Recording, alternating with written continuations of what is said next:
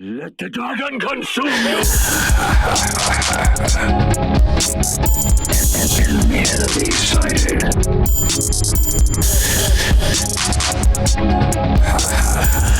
Stop the payload! Stop the payload!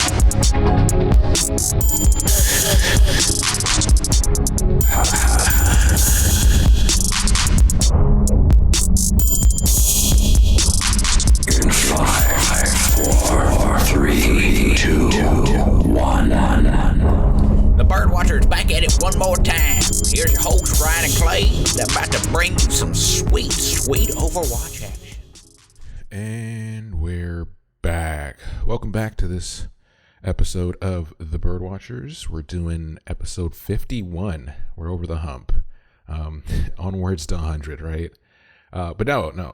Next couple episodes, that's because of all the preparation for the Atlanta Homestand, which happened. And it was beyond, it's beyond words, right? I think everybody's been talking about it on social media.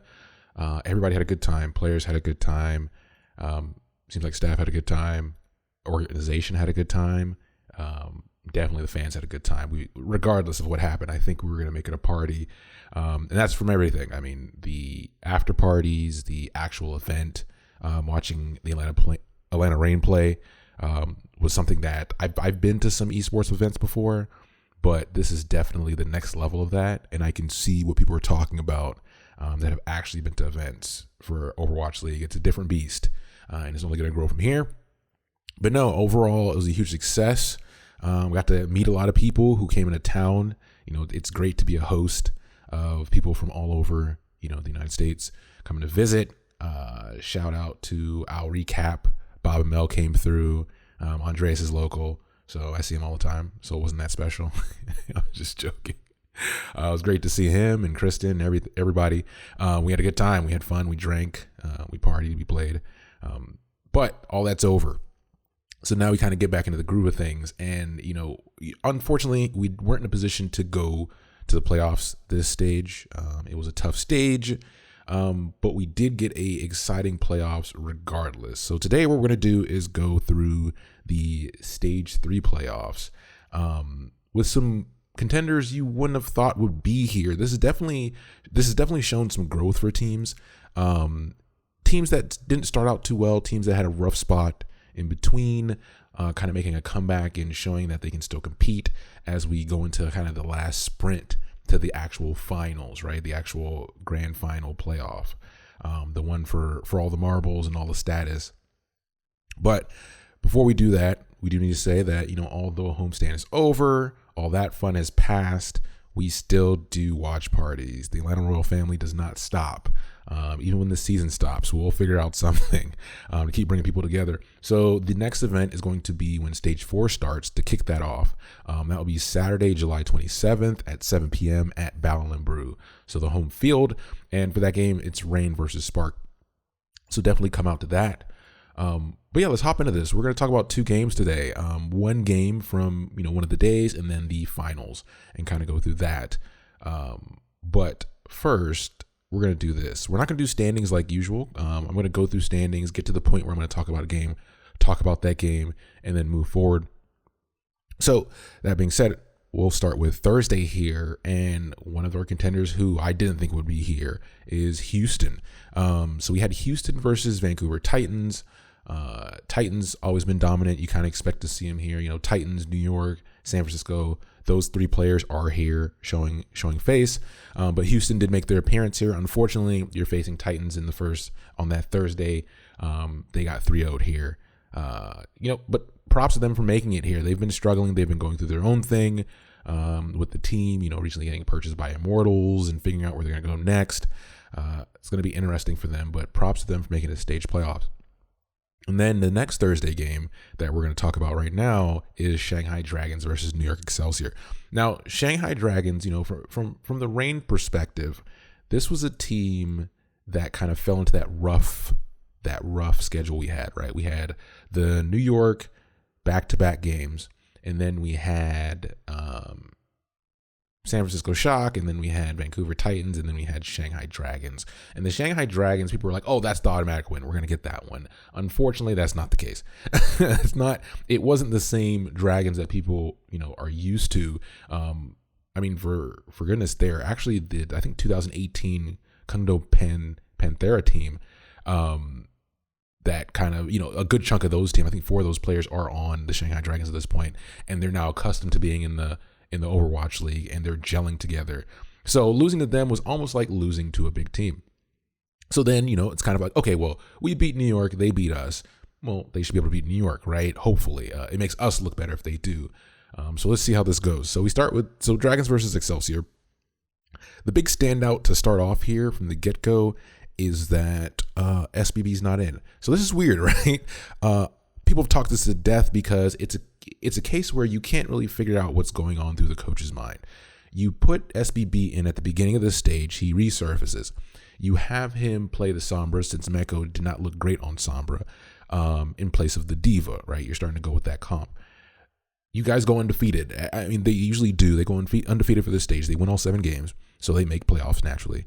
And then the playoffs start, and the first thing you do is sit him. Weird, right? Very, very weird. Especially against a team that you might want to have an Orisa, a Sombra, rather than that Diva. Although you can swap the Diva if you really need to, but there's ways around that. But they didn't do that. So I can't think of any other reason unless there's something else where like SB's not feeling well. Maybe he completely started blowing it. But I doubt it, especially seeing them at Homestand and how well they were playing.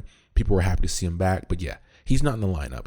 And he's not in the lineup, spoilers, for this whole game. And that kind of plays into this kind of narrative. So we start with Oasis here.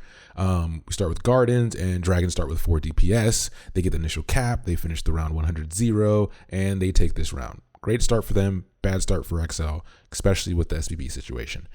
We move to University, our second round here, and Dragons start with the same comp, and they find similar success to take this map and go up 1-0. In the series, it already starts off that Young Jin and Ding combined for, I think, over 50% of the Dragons' damage. Yeah, big deal. And DM's in there doing work as well. So they're already causing issues for the New York XL. So they take this first one, go up 1-0.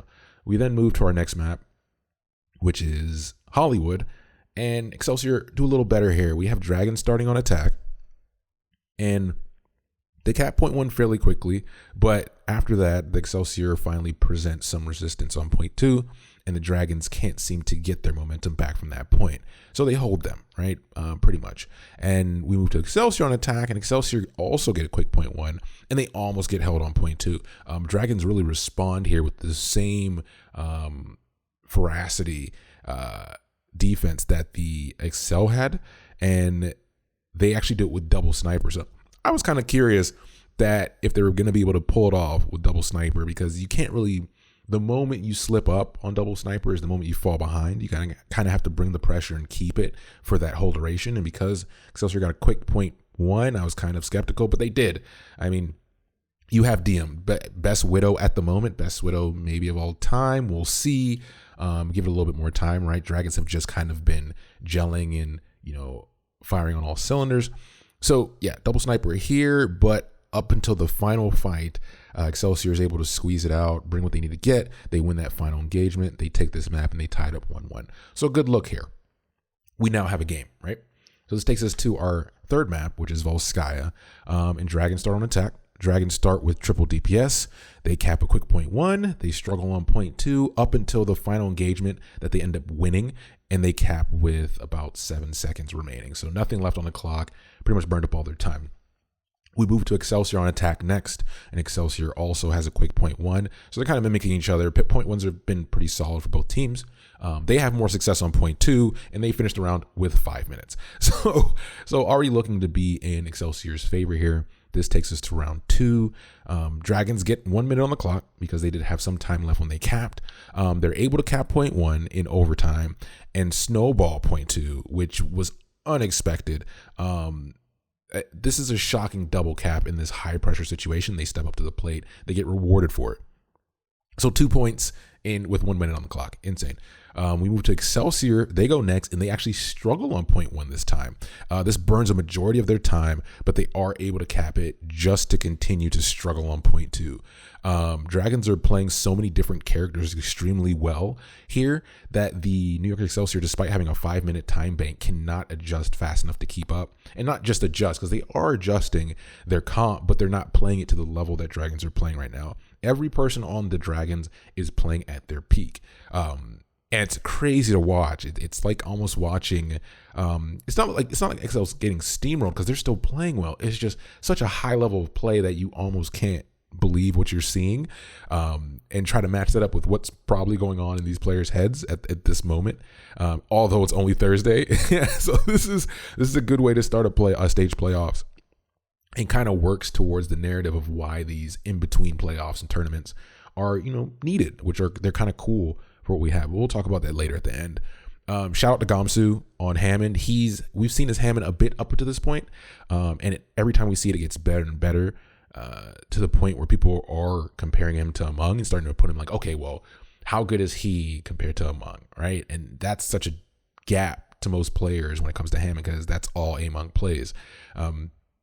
But they're able to hold Excelsior, and they steal this map. That's the best way I can say it, from them, going up 2-1. This takes us to Gibraltar, our 5th map. Dragons start on attack here, and Excelsior get absolutely mauled by the Dragons throughout this whole map. This cart doesn't stop moving. And it's a combination of Ding, Diem, and Youngjin, like I said, playing at their peak and doing so much damage. At the end of this round, so at this point, after they cap, they have 33 elims to 6 elims at this point, which is cool that the New York Excelsior could get barely any elims but still put enough pressure on the cart to slow them down. But that's a huge discrepancy. Like, it's very hard to lose when you're performing at that level compared to your opponent. We move to Excelsior on attack, and Excelsior burn a bunch of time trying to cap point one, and it doesn't get any easier on point two as they are held, and Dragons take the win 3-1. So you just had the 8th seed upset the 1st seed. Now, people said, why did this happen? What's the explanation? How do you break this down? Naturally, the first thing for people to do is to say, well, SBB wasn't in. Meko didn't play horrible, and I'm not sure if SBB being in would have made a difference. It's still a weird situation to have, because now you have that in your narrative. Now your fans are asking, why did you do this? Something that felt unnecessary. But Dragons definitely stepped up to the plate. They knew who they were playing against, and they wanted to show that, hey, we made it to stage playoffs again, and we're going to show you guys that this time we're better. When you want to talk about growth, there's been a lot of teams that have started at a very low point at the beginning of the season. And when you want to talk about growth, Dragons still have the strength of, last season, the 0-40. That's huge before 0-42 before winning one. But that's huge to come back to this point, even though you have had some shifts in the organization. You've had shift in who play, like it's a whole new team, but still as an organization, you think about traditional sports. You think about teams like in the NFL, you have the Cleveland Browns, a team that's known for history of struggling, had their own, not dynasty, but had their chances at being a great team, never really bounced back from that point, and you're talking decades. So this turnaround in such a short amount of time, young league, I get it, but props to Shanghai Dragons for stepping up here. So that's our first game. So this then took us to Friday, right? On Friday, we had Seoul Dynasty, another appearance here, looking stronger, looking more like their old self, going against San Francisco Shock, the reigning, champions of stage playoffs. They've been to every finals of every one, and they win here 3-1. Definitely stepping up. We then have Los Angeles Valiant. Ooh, I couldn't even say it because I didn't expect them to be here. So Los Angeles Valiant started out 07, that 07 stage, right? Everybody kind of got down on them. Fans were in a place where they were very emotional, and they started working on turning it around. They took a little bit longer than I think most teams, but they faced the Hangzhou Spark here, who also was a team that I remember at the beginning on Reddit, people were talking about how, Spark is crushing people in scrims. When the games start, they're going to be vicious. Well, not really. They did put up some resistance at certain points. They never were a huge team to root for, besides the jerseys being awesome. And now they're starting to get their stuff together. Well, unfortunately, they lost 3-2 here against the Valiant. So Valiant stepped up to the plate. Their first appearance in the stage playoffs. Props to them. And then we move on to the next day, which is Saturday, and we have Shanghai Dragons now facing the Vancouver Titans. So as a fan of a team who just went through a strength of schedule situation, this doesn't really count to the overall business, right? To the overall rankings, the overall map diffs, all that. This is just for money and clout. But to say, okay, you beat the New York Excelsior, now you have to play Vancouver Titans. I mean, it's the burden of the low seed of that situation. It's like, hey, you proved yourself, now prove yourself again. Well, this is definitely a step up the ladder. But they beat them 4-1. And at this point, people are starting to say, okay, these Dragons are dangerous, and they're doing it the same way. Youngjin, Diem, and Ding. You have Ding on Pharah, you have Diem on Widow, and you have Youngjin breaking out the Doomfist in a meta that's not friendly for him at all. The man's been nerfed into the ground, doesn't really do much against goats, but for some reason, with the combination and what Shanghai's been practicing, they're effective, man. They're doing so much damage these teams can't match. Like, they're doing the amount of damage and getting the amount of limbs that you don't see in GOATs because it's not the same type of engagement. It takes us back to the earlier times when you got to see DPS play, where you get those picks, you see those Widow plays, and DM on Widow he's doing things. I want to see the highlight reel. If someone puts together, and I'm sure they will, someone's going to put together a highlight reel of this whole stage play, the stage 3 playoffs. And it's going to be insane. It's probably going to be 10 minutes long because there's so many big plays that happen. But yeah, they beat New York Excelsior. They then beat Vancouver Titans. Insane. Like, very impressive. What gets me hype about this and why I'm rooting for Shanghai is because it makes the loss to them even better. It gives us a reason, right? It gives us a post-haste excuse. But it doesn't stop there. So then moving to Sunday, we get our semifinals. So we have Los Angeles Valiant going against San Francisco Shock, or actually it's still Saturday. Sorry, it's a late game. It's very confusing on how they put this on the schedule. I mean, it's right because it's a late game. And what they're doing is they're doing this, and I like why they're doing it, because we've had complaints from the European side of things, from the Asia side of things, is their games are running so early that they can't get to watch it, right? They have to watch replays, and they have started doing reruns now, where you essentially have Overwatch running around the clock so people can catch it. But still, it's hard to dodge spoilers, and people are so hype in the moment. And it's good to be in the moment with everyone else and to kind of be here. Like, people are now saying, I was here when cool things are happening. That matters, right? Live events still matter. But anyways, we have Los Angeles Valiant facing San Francisco Shock in this late game. And, Valiant beat Spark barely, but they were no match for Shock. Shock 4-0 here to move on to the finals. So our finals is Shanghai Dragons versus San Francisco Shock. Okay, so like I said, 8th seed. So you beat New York Excelsior. You beat Vancouver Titans. Handily, by the way. These are both, they only got one map off of Dragons. And now you have to play the reigning champions. Can they catch a break? Right? There is no path. There's no easier path. Like, this is the most difficult path you can take to win a stage playoff, is to literally play the 1, 2, and 3 all in a row, day to day to day, right? I don't know if you can prepare for that. I don't think you do. I think you just kind of say, hey, we're here to play. Let's do this. So let's get into the finals. Dragons versus Shock. All right, this is a juicy one. But something interesting happens here. So we had the situation with SBB, right? And now we have a situation where we get to see 3 starters we haven't seen. So half the team for the Shock starting is different. We're starting on Oasis here, our control map, and we start on Garden. And Shock start with Architect, Striker, and Smurf. So Smurf being their tank, better known for his Orisa play. And we have Striker. Everybody knows Striker. They put the stat up that has been 140 days since he's played. Tracer Specialist that played for Boston has now been kind of riding the bench here, probably helping out in practice. But they really haven't had a use for him since he is a Tracer Specialist and not much Tracer has been played. But he's in here, and we have Architect, known for his Widow play, has been talked about up there with DM in the past. So we have them starting with that. And it makes sense here against the Dragons. So this isn't, I take it back.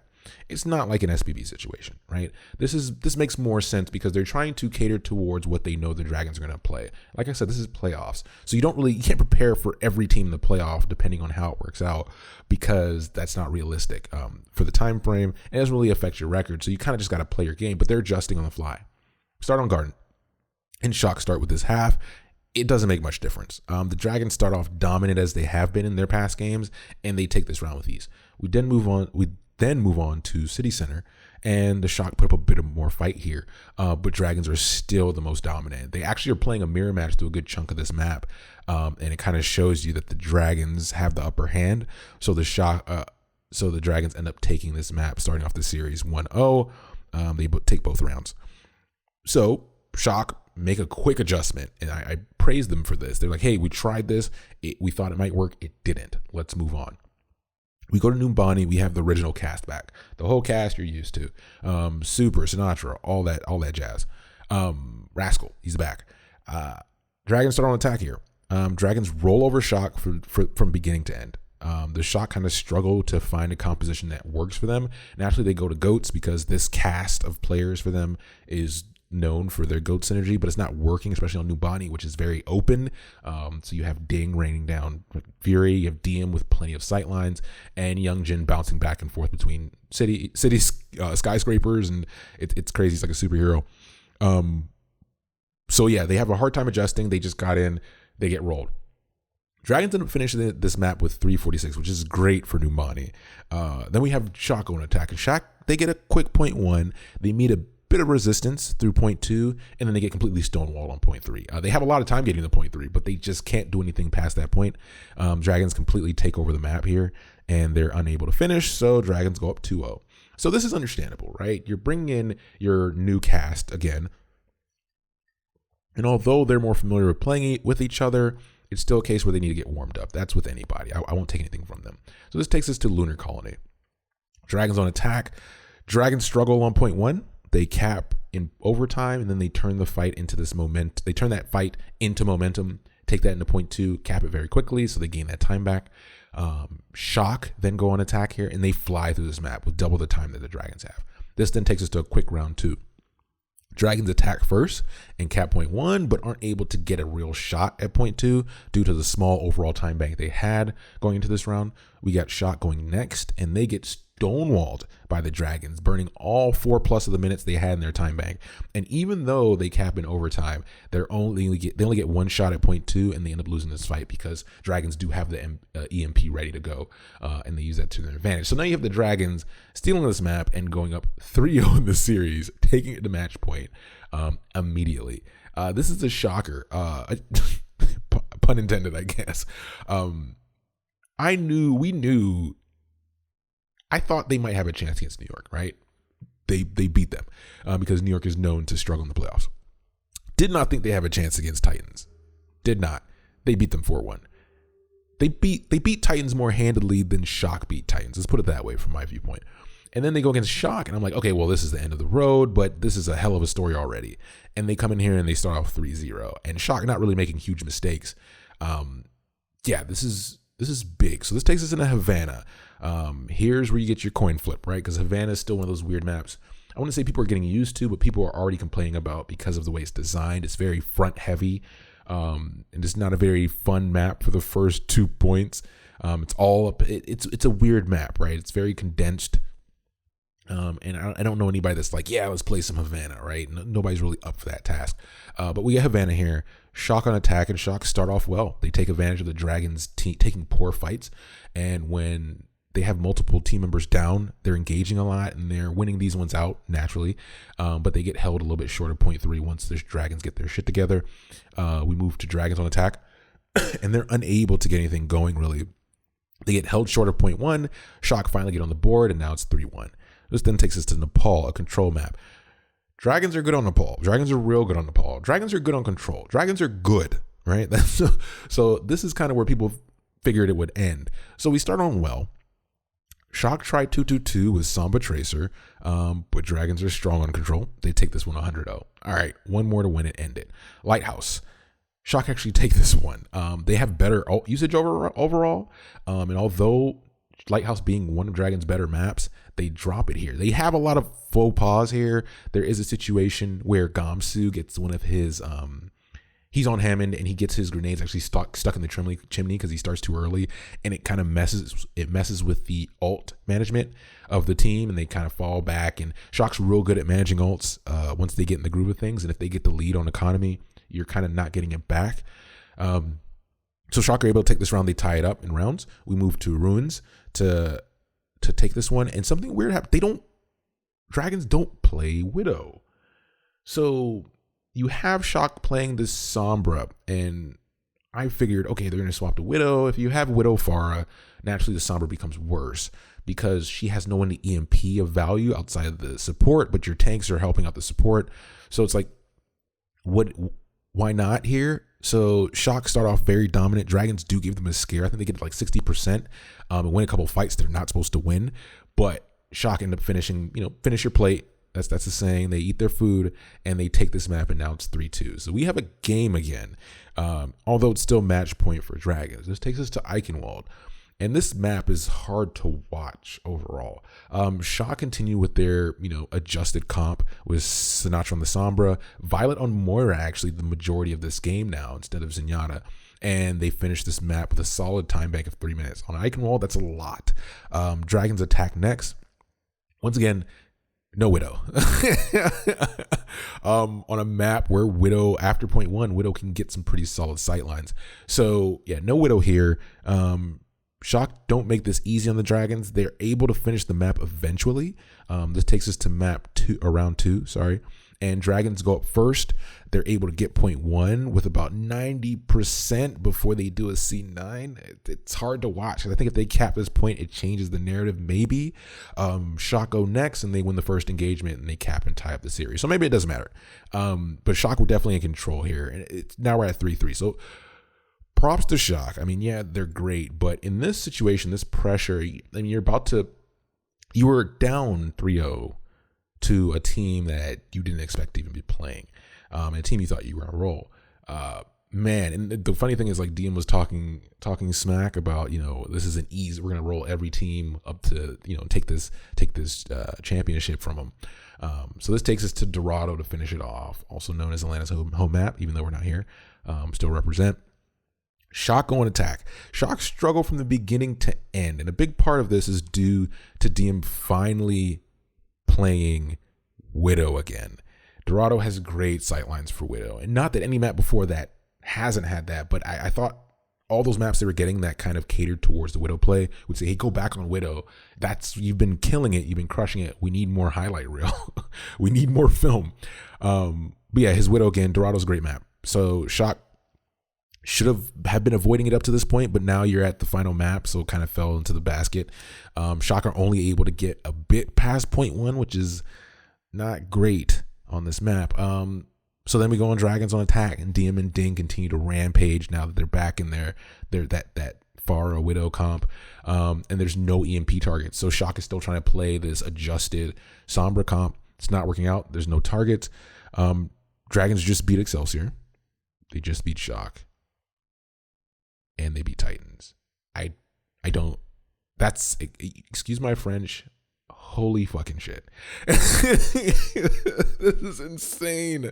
You have the team that has made the history books for having the worst record ever, and now you have a team that has just made the history books of essentially going from 8th seed in a stage playoff and taking out the number 1, 2, and 3 team.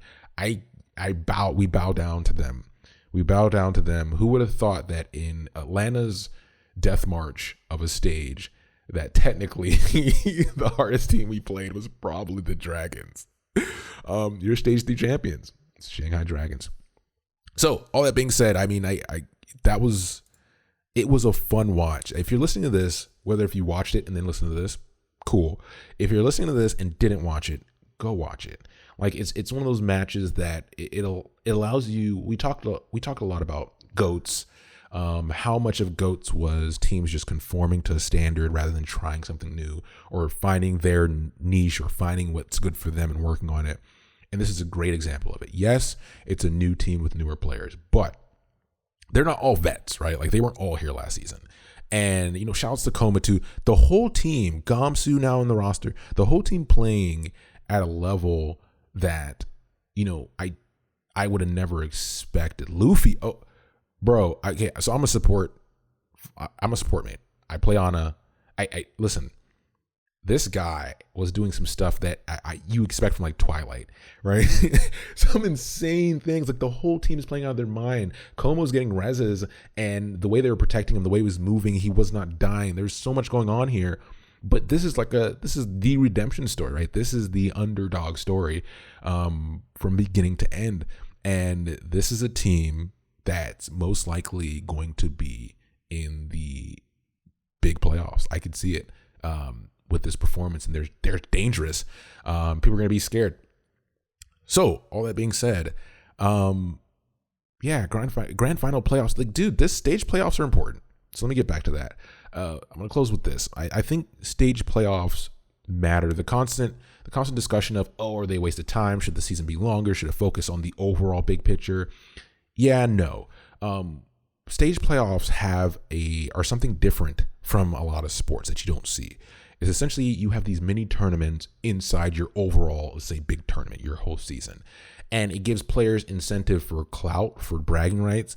It allows for compositions because you have divisions. It allows for matchups that you usually won't get within your standard season matchups, or multiple of those matches. Sometimes they play one match cross division.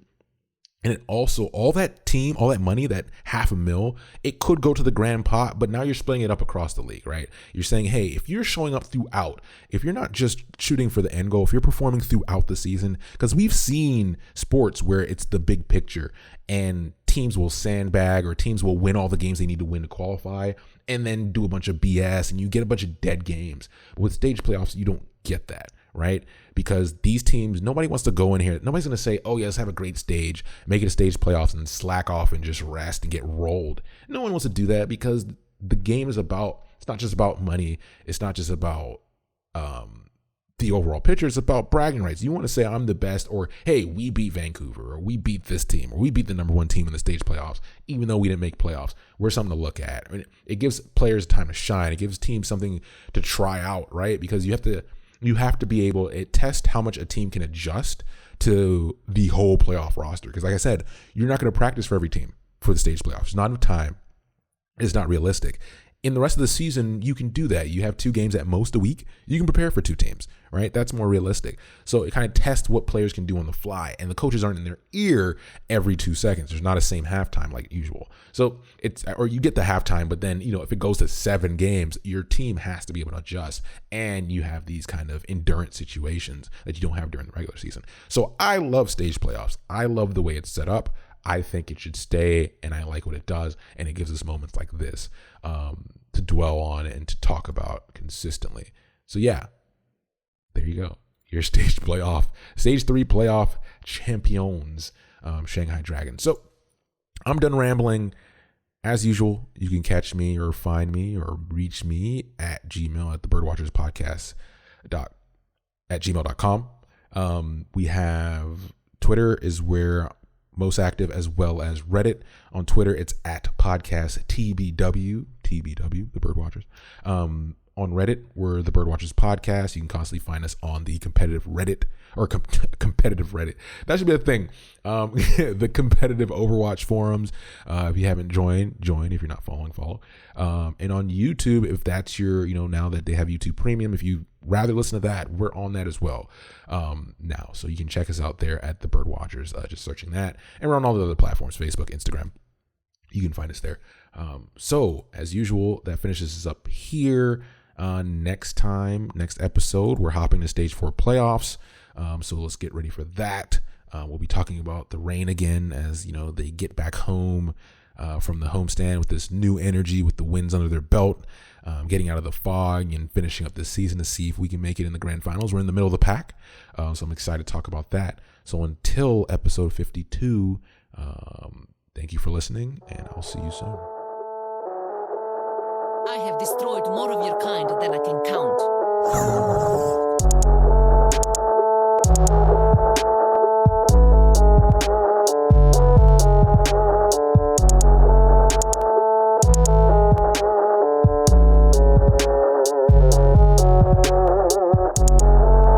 You were given those guns to toss them around like trash. I don't take lessons from you.